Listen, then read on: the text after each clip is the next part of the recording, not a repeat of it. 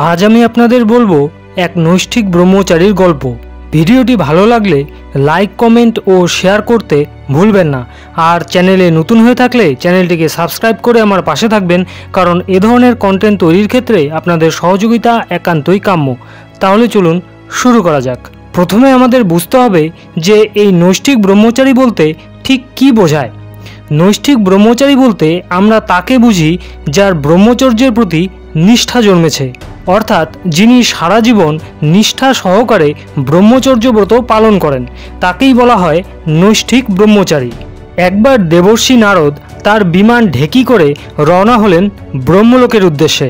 পরনে গেরুয়া বসন, মস্তকে ও গলায় পারিজাত পুষ্পের মালা, হাতে মহতী বীণা, প্রফুল্ল বদন এবং মুখে ভগবান নারায়ণের নাম। ব্রহ্মলোকে পৌঁছে তিনি তার পিতা ব্রহ্মার নিকট উপস্থিত হলেন। বিভিন্ন আলোকছটা বিকিরণকারী জ্যোতির্মণ্ডল পরিবেষ্টিত এক দিব্য কমলে উপবিষ্ট শুভ্র বস্ত্র পরিহিত চতুর্ভুজ ও চতুর্মুখ বিশিষ্ট ব্রহ্মাজির সহিত চলল তার এক দীর্ঘ আলাপচারিতা।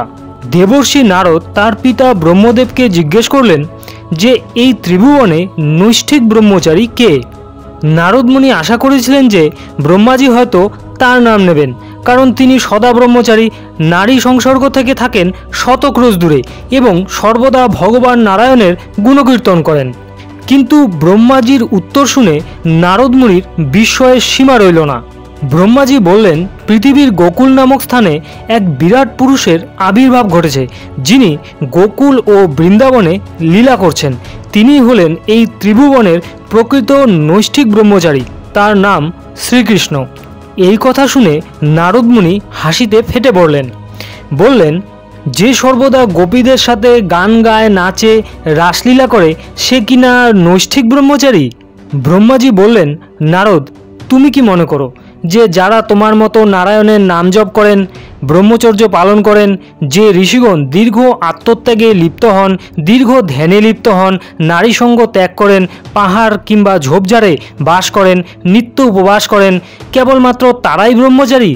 এ কথা সত্য নয়।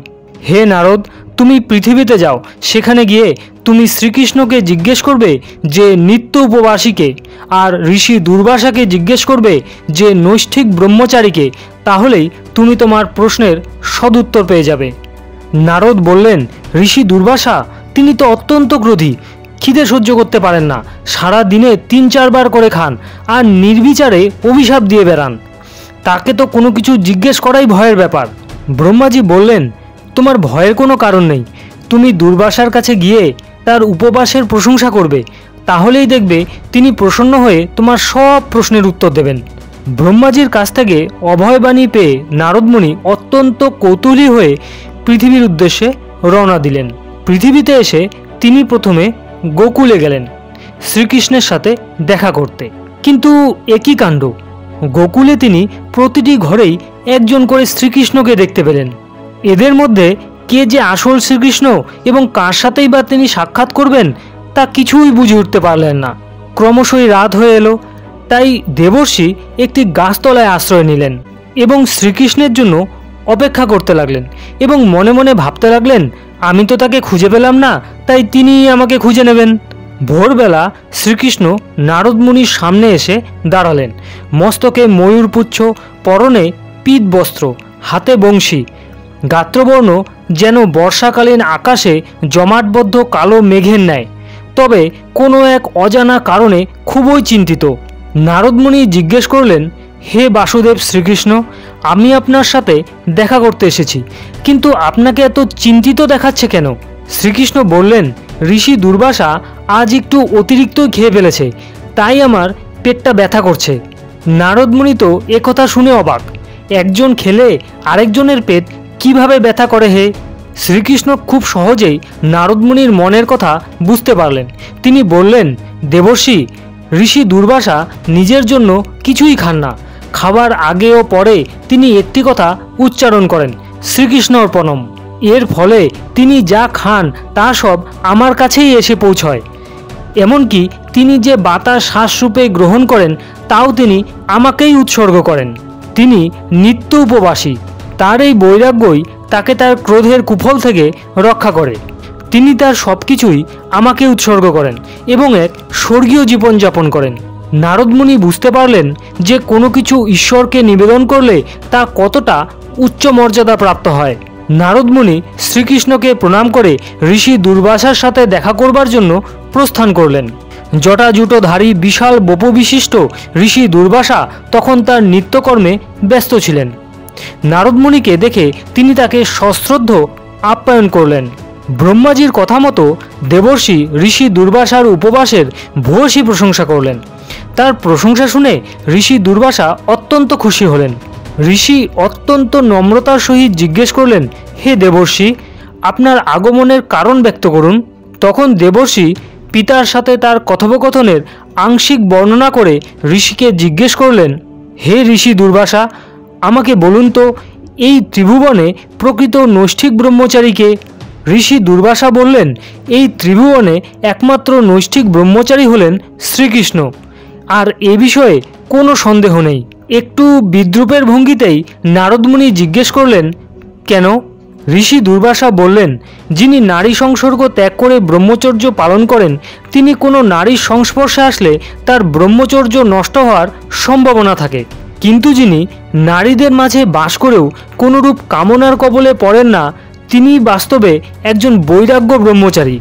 যে শ্রীকৃষ্ণ কোনো প্রকার অধিকার ছাড়াই 10,000 গোপীদের সঙ্গে নাচে গান গায় সে পরব্রহ্ম ছাড়া আর কেউ নন।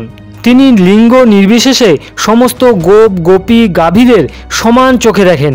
কেউ তাকে পুত্র, কেউ পিতা, কেউ মাতা, কেউ বন্ধু, গুরু, দেবতা ইত্যাদি নানা নামে ডেকে থাকেন, কিন্তু তিনি কোনো বন্ধনেই জড়িয়ে পড়েন না। তিনি আবদ্ধ হয়েও ধরাছোঁয়ার বাইরে।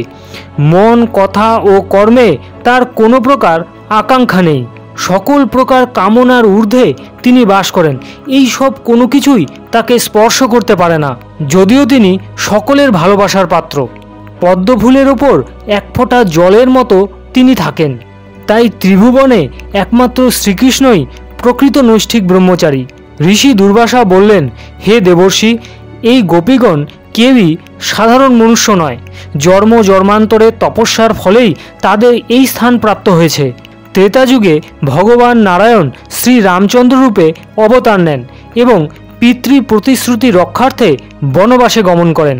সেখানে হাজার হাজার মহর্ষি ও তপস্বীগণ তার স্পর্শ পেতে চেয়েছিলেন, তার সান্নিধ্য ও আলিঙ্গন চেয়েছিলেন, কিন্তু যেহেতু শ্রী রামচন্দ্র সে সময় এক বিশেষ কর্মে নিযুক্ত ছিলেন তাই তাদের মনোবাঞ্ছা আর পূরণ হয়নি। এই কারণে সেই মহর্ষিগণ এই দাপর যুগে গোপীদের রূপে জন্মগ্রহণ করেন, যাতে তারা পরব্রহ্মের কাছ থেকে আধ্যাত্মিক প্রেম অর্থাৎ সেই পরম চৈতন্য লাভ করতে পারেন। জীবাত্মার সাথে পরমাত্মার এই প্রেম বিশুদ্ধ হওয়ায় এখানে কামের কোনো জায়গা নেই, আছে শুধু পরম জ্ঞান। ঋষি দুর্বাসার উত্তরে নারদ মুনির মন থেকে সমস্ত সংশয় দূর হয়ে গেল। তিনি ঋষি দুর্বাসাকে ধন্যবাদ জানালেন।